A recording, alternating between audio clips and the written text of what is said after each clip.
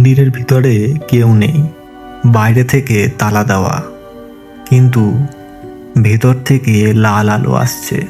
আর সেই আলোর মধ্যেই একটা ছায়া, মাথা নেই, বাম হাতে নিজের কাটা মাথা। সেই কাটা মাথার চোখ দুটো খোলা, সরাসরি তাকিয়ে আছে। জগন্নাথ সেই রাতে দরজার ফাঁক দিয়ে দেখেছিলেন। তারপর থেকে রাতে আর একা বাইরে যান না, শুধু বলেন মা দেখা দিয়েছিলেন। নমস্কার। সন্ধে 6টা বাজলেই আড্ডা হোকে আড্ডা চালু হয়, কিন্তু আজকের আড্ডাটা একটু অন্যরকম।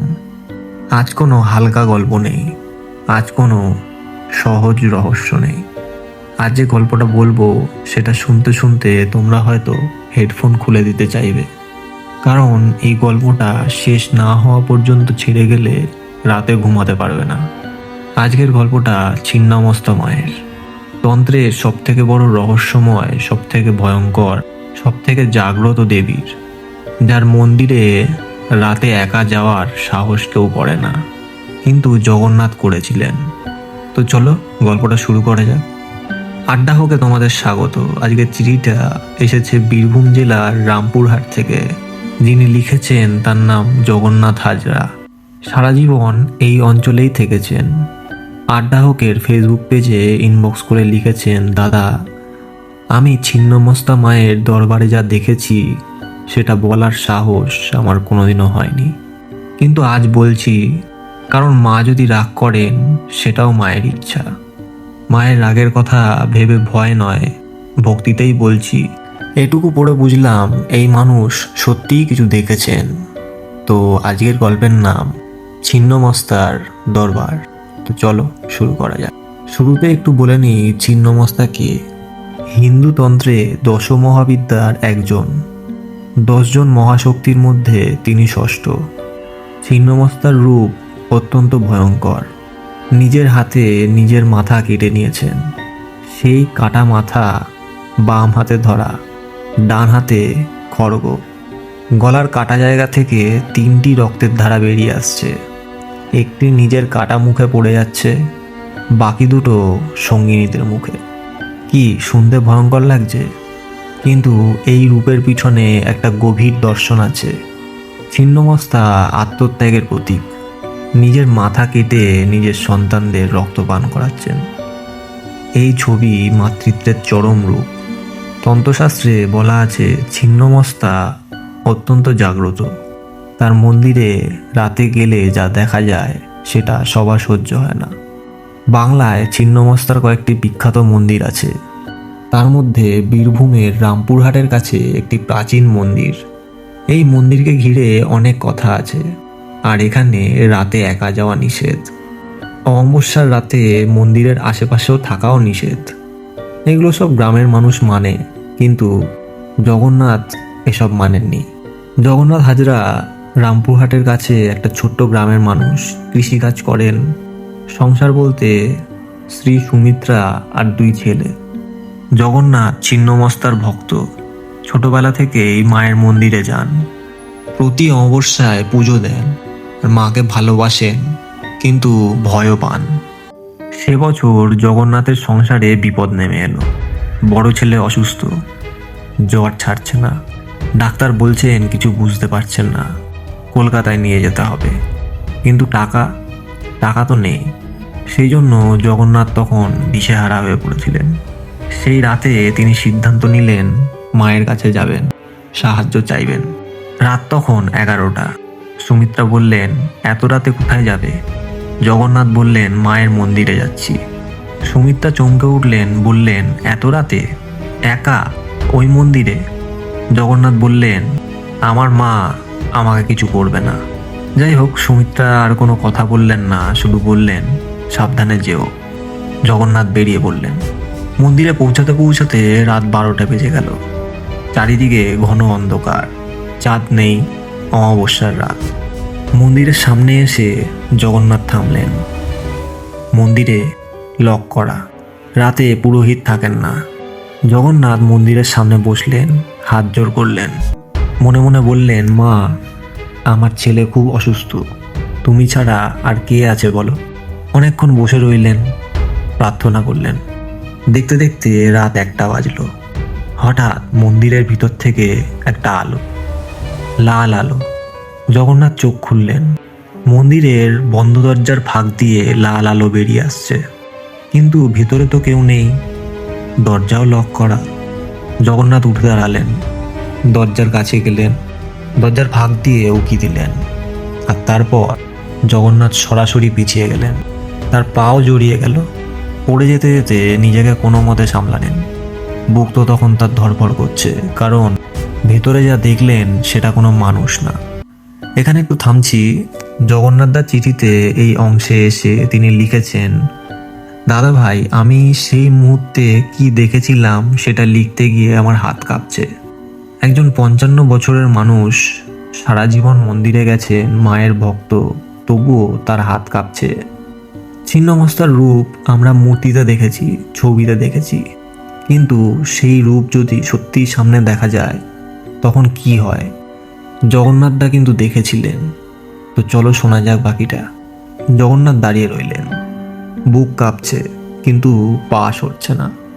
আবার দরজার ফাঁকে চোখ রাখলেন। মন্দিরের ভিতর থেকে লাল আলোয় একটা ছায়া দাঁড়িয়ে আছে, লম্বা, অনেক লম্বা। জগন্নাথ ধীরে ধীরে চোখ সরিয়ে উপরের দিকে তাকালেন।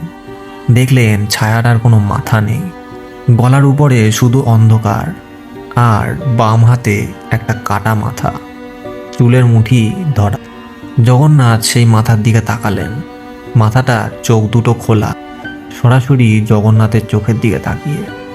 জগন্নাথ চিৎকার করতে পারলেন না, গলা শুকিয়ে গেছে। তারপর গলার কাটা জায়গা থেকে 3টে রক্তের ধারা, একটা সোজা সেই কাটা মুখের দিকে যাচ্ছে, বাকি দুটো দুদিকে। লাল আলোয় সেই রক্তের ধারা ঝরছে, আর সেই ছায়া ধীরে ধীরে এগিয়ে আসতে লাগলো দরজার দিকে, মানে জগন্নাথের দিকে। জগন্নাথ পালাতে পারলেন না, পা যেন মাটিতে গেঁথে গেছে। ছায়াটা দরজার একদম কাছে এলো, তার উপরে লক করা দরজা, কিন্তু দরজাটা নিজে থেকেই খুলে গেল ভিতর থেকে। আর সামনে দাঁড়িয়ে সেই ছায়া, মাথাহীন, রক্তের ধারা ঝরছে। বাম হাতের কাটা মাথার চোখ দুটো এখনো জগন্নাথের দিকে তাকিয়ে। জগন্নাথ ভয়ে চোখ বুজলেন, মনে মনে বললেন, মা, আমি তোমার সন্তান, আমাকে রক্ষা করো। তারপর একটা অনুভূতি, বরফের মতো ঠান্ডা একটা স্পর্শ তার কপালে, যেন কেউ হাত রেখেছে। জগন্নাথ চোখ খুললেন, কিন্তু সামনে কেউ নেই। মন্দির পুরো খালি, আর মায়ের মূর্তির সামনে একটা প্রদীপ জ্বলছে, কিন্তু প্রদীপটা কেউ জ্বালায়নি, নিজে নিজেই জ্বলছে। এখানে থামছি। আটকানো দরজা খুলে গেল, মাথাহীন ছায়া, রক্তের ধারা, কাটা মাথার তাকানো চোখ, আর তারপর কপালে ঠান্ডা স্পর্শ। তন্ত্রশাস্ত্রে বলা আছে, ছিন্নমস্তা যখন কারোর কপালে হাত রাখেন তখন দুটো জিনিস হতে পারে, হয় সেই মানুষ সব হারাবে, নয়তো সব পাবে। তাহলে জগন্নাথের সাথে কি হয়েছিল চলো শোনা যাক। জগন্নাথ মন্দিরের ভিতরে ঢুকলেন, মায়ের মূর্তির সামনে বসলেন। প্রদীপ জ্বলছে, আলোয় মায়ের মূর্তি স্পষ্ট। জগন্নাথ হাত জোড় করলেন, চোখ ভিজে গেল। বললেন, মা, আমার ছেলে। এর বেশি তিনি আর কথা বলতে পারলেন না।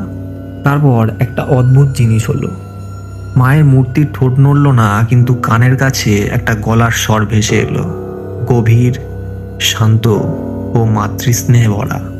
বলল, ঘরে যা, ছেলের মাথায় হাত রাখ, ভয় নেই। জগন্নাথ চোখ খুললেন। মন্দির তখন পুরো শান্ত, প্রদীপ জ্বলছে। জগন্নাথ উঠলেন, প্রণাম করলেন এবং বাইরে বেরিয়ে গেলেন। জগন্নাথ বাড়ি ফিরলেন, ছেলের ঘরে গেলেন, দেখলেন ছেলে ঘুমাচ্ছে। ছেলের কপালে হাত রাখলেন, দেখলেন আর জ্বর নেই। সুমিত্রা ঘুম থেকে উঠে বললেন, কখন এলে, কি হয়েছে, কাঁদছো কেন? জগন্নাথ শুধু বললেন, মা দেখা দিয়েছিলেন। সুমিত্রা আর কিছু জিজ্ঞেস করলেন না। পরদিন সকালে ছেলে উঠে বলল, বাবা, খিদে পেয়েছে।